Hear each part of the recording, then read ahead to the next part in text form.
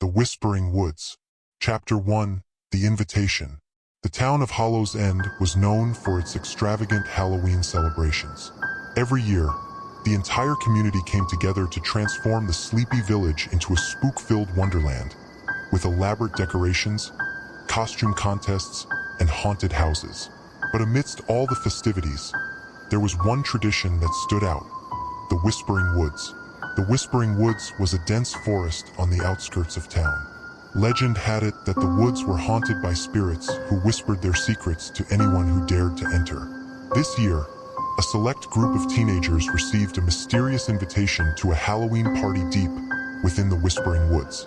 Sarah, Mark, Emily, and Jake were four friends who had grown up hearing tales of the Whispering Woods.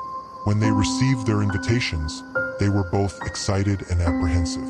The invitation was simple, just a black card with silver writing.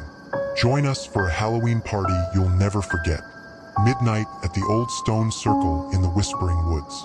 Despite their nerves, curiosity got the better of them. They decided to go, thinking it would be just another Halloween prank. Little did they know, this Halloween would be unlike any other. Chapter 2. Into the Woods. The night of Halloween was cold and foggy. The friends gathered at the edge of the Whispering Woods, each holding a flashlight. The moon was a sliver in the sky, casting an eerie glow over the forest. "This is crazy," Emily whispered, clutching her flashlight tightly.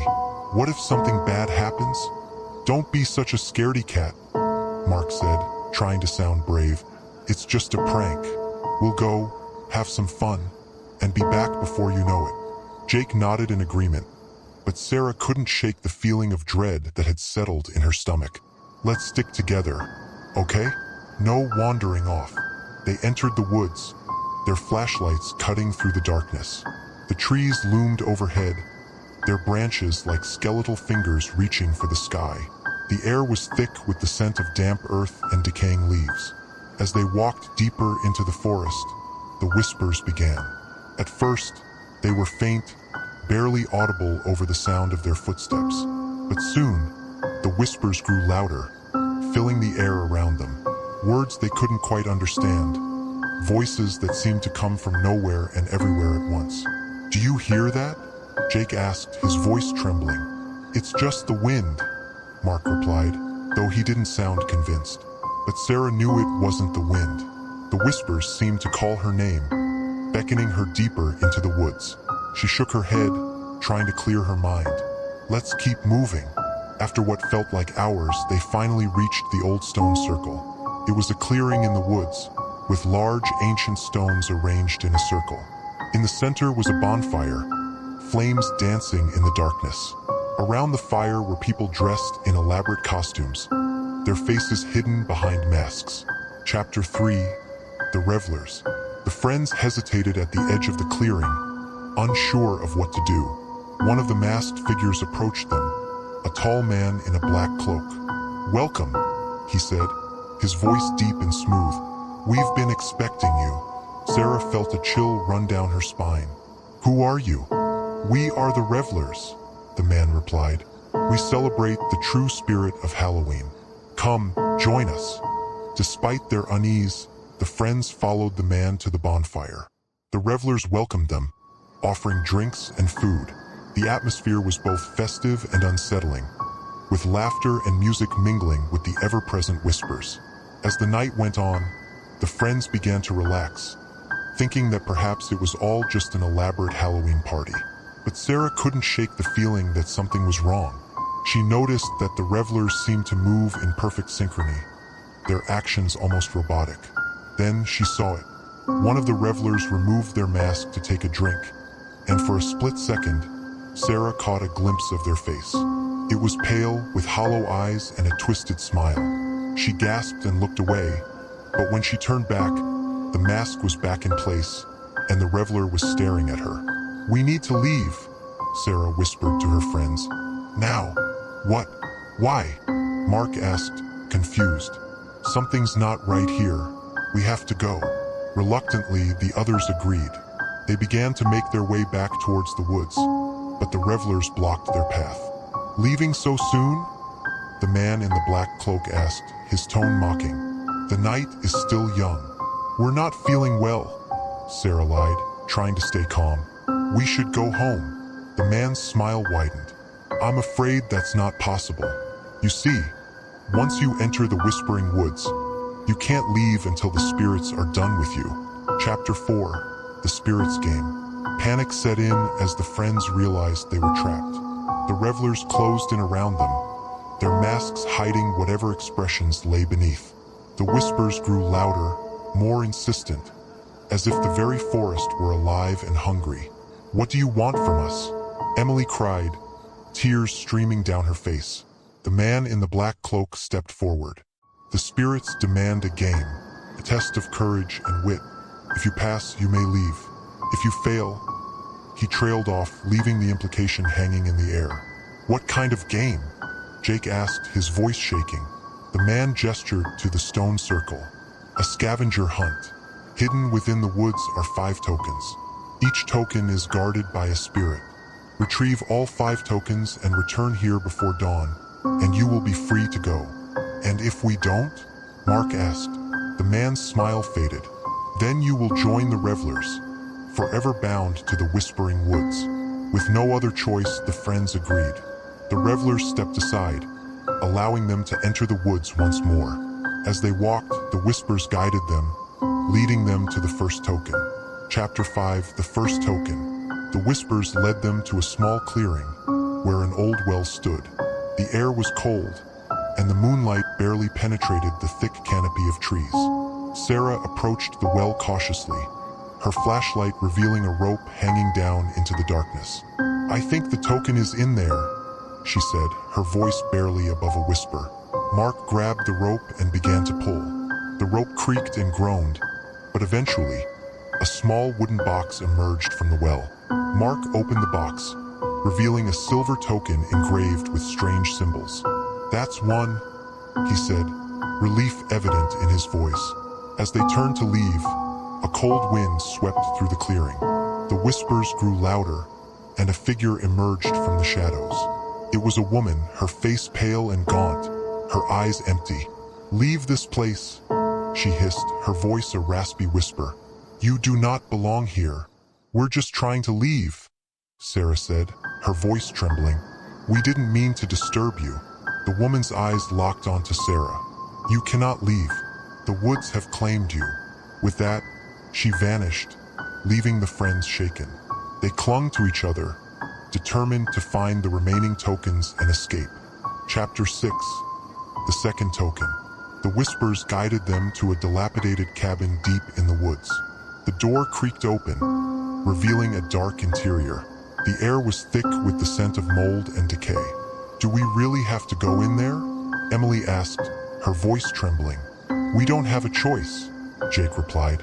Come on. Inside, the cabin was filled with old furniture and cobwebs. A fireplace stood at one end, its hearth cold and empty. As they searched the room, Sarah noticed a small trapdoor in the floor. I think it's down there, she said, pointing. They pried open the trapdoor, revealing a narrow staircase leading down into darkness. Mark went first, his flashlight casting eerie shadows on the walls. At the bottom, they found a small room filled with old books and strange artifacts. In the center of the room was a pedestal, and on the pedestal was the second token. Mark reached out to grab it, but as his fingers closed around the token, the room began to shake. We need to get out of here, Sarah shouted. They scrambled back up the stairs as the cabin began to collapse around them. Just as they reached the door, the entire structure caved in, leaving nothing but rubble behind. Breathing heavily, they looked at the second token in Mark's hand. 2 down, 3 to go, he said. Chapter 7, The Third Token. The whispers led them to a clearing where a large tree stood, its branches twisted and gnarled. At the base of the tree was a small wooden box, similar to the one they had found in the well. As they approached, the air grew colder, and the whispers grew louder. Suddenly, the ground beneath them began to tremble. The tree seemed to come to life, its branches reaching out like skeletal arms. We need to hurry, Jake shouted. Mark grabbed the box and opened it, revealing the third token. As soon as he touched it, The tree's branches lashed out, trying to grab them. They dodged and weaved, narrowly avoiding the grasping limbs. With the third token in hand, they ran from the clearing, the tree's branches reaching after them. When they finally stopped to catch their breath, they realized just how close they had come to being caught. "We can do this," Sarah said, trying to sound confident. "We just need to keep moving." Chapter 8, the fourth token. The whispers led them to a small pond, its surface still and dark. The air was thick with fog, and the moonlight barely penetrated the gloom. In the center of the pond was a small island, and on the island was a stone altar. "The token has to be there," Emily said. "But how do we get to it?" Jake asked. "There's a boat," Mark pointed out. Sure enough, a small rowboat was tied to a tree at the edge of the pond. They climbed into the boat and rowed across the pond. As they approached the island, the whispers grew louder, filling the air with an eerie chorus. When they reached the altar, they found the fourth token resting on top. As soon as Sarah picked it up, the water around them began to churn. Hands reached up from the depths, trying to pull them under. They fought off the grasping hands, rowing as fast as they could back to the shore. When they finally made it back, they collapsed on the ground, exhausted and shaken. "One more," Sarah said, holding up the fourth token. "We're almost there." Chapter 9, the final token. The whispers led them to the final location, a graveyard hidden deep within the woods. The gravestones were old and worn, their inscriptions barely legible. In the center of the graveyard was a large mausoleum, its doors slightly ajar. "We have to go in there, don't we?" Emily asked, her voice trembling. "We do," Sarah replied, taking a deep breath. "Come on." Inside the mausoleum, the air was cold and damp. The walls were lined with niches, each holding a coffin.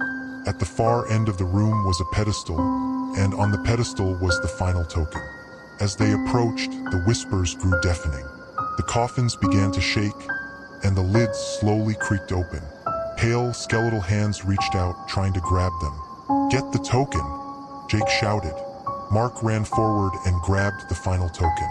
As soon as he did, the mausoleum began to collapse, the walls crumbling around them. They ran for the exit, narrowly avoiding the falling debris. When they finally emerged into the graveyard, they looked at the 5 tokens in their hands. "We did it," Sarah said, relief flooding through her. Chapter 10, the final test. With the 5 tokens, they made their way back to the stone circle. The revelers were waiting, their masks hiding their expressions. "You have completed the game," the man in the black cloak said. "But there is one final test." "What do you mean?" Mark asked, his voice filled with dread. "The tokens must be placed in the correct order," the man replied. "Only then will you be free to leave." The friends looked at each other, uncertainty in their eyes. The tokens were engraved with strange symbols, and they had no idea what the correct order was. "We have to try," Sarah said. "We've come this far." They placed the tokens on the ground, trying to decipher the symbols. The whispers filled the air, guiding them. Slowly, they began to arrange the tokens, hoping they were getting it right. When the final token was in place, there was a moment of silence. Then, the ground beneath them began to glow, and the tokens dissolved into light. "You have passed the test," the man in the black cloak said, his voice echoing in the night. "You are free to leave." The friends didn't need to be told twice. They ran from the stone circle, the whispers fading behind them. When they finally emerged from the whispering woods, the first light of dawn was breaking over the horizon. They collapsed on the ground, exhausted but relieved. They had survived the whispering woods and the spirits game. As they caught their breath, they couldn't help but wonder who the revelers really were and what their true purpose was. But one thing was certain, they would never forget this Halloween, and they would never venture into the whispering woods again. Chapter 11, the return. Life in Hollows End slowly returned to normal for the friends, but the events of that night haunted their dreams. They vowed never to speak of it again, but the lingering fear was always there, just below the surface. A few weeks later, Sarah received a letter in her mailbox. It was unmarked, with no return address, and when she opened it, she found a single black card with silver writing. Return to the Whispering Woods. Midnight. Come alone. Her blood ran cold. She showed the letter to her friends, and they were just as terrified. They debated what to do, but ultimately Sarah decided to go. If this is some sort of test, I need to face it, she said, trying to sound braver than she felt. At midnight, she stood at the edge of the Whispering Woods, the darkness even more intimidating now. She took a deep breath and stepped inside, the whispers immediately surrounding her. They were louder, more urgent, as if the woods themselves were warning her to turn back. But she pressed on, her flashlight barely cutting through the gloom. Chapter 12, The Forgotten Village. The whispers led Sarah deeper into the woods than she had ever gone before. She walked for what felt like hours, the trees closing in around her. Just as she was about to turn back, she stumbled into a clearing. Before her was a village, long forgotten and overgrown with vegetation. The houses were crumbling, their windows shattered and doors hanging off their hinges. In the center of the village stood a large, dilapidated church. The whispers were deafening now, filling her mind with fragments of voices and half-heard secrets. Drawn to the church, Sarah made her way through the village, her footsteps echoing in the silence. The door to the church creaked open, revealing a dark interior.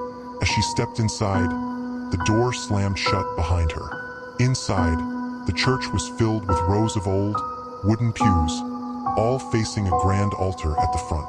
On the altar lay another black card, identical to the one she had received. She approached it cautiously, her heart pounding in her chest. The card read, "Find the truth. Only then will you be free." As she picked up the card, the room began to spin. The walls seemed to close in, and she felt herself falling into darkness. Chapter 13, The Spirit's Revelation. When Sarah opened her eyes, she found herself in a different place entirely.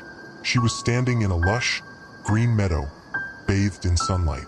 It was a stark contrast to the dark, foreboding woods she had just left. "Welcome," a voice said behind her. She turned to see the man in the black cloak, his mask now removed. His face was pale and gaunt, his eyes hollow, but there was a sadness in his gaze that hadn't been there before. "Who are you?" Sarah asked, her voice trembling. "I am the guardian of the Whispering Woods," he replied. "It is my duty to protect the spirits who dwell here and to ensure that their secrets remain hidden." "What do you want from me?" Sarah asked, taking a step back. "You and your friends were chosen," the guardian said.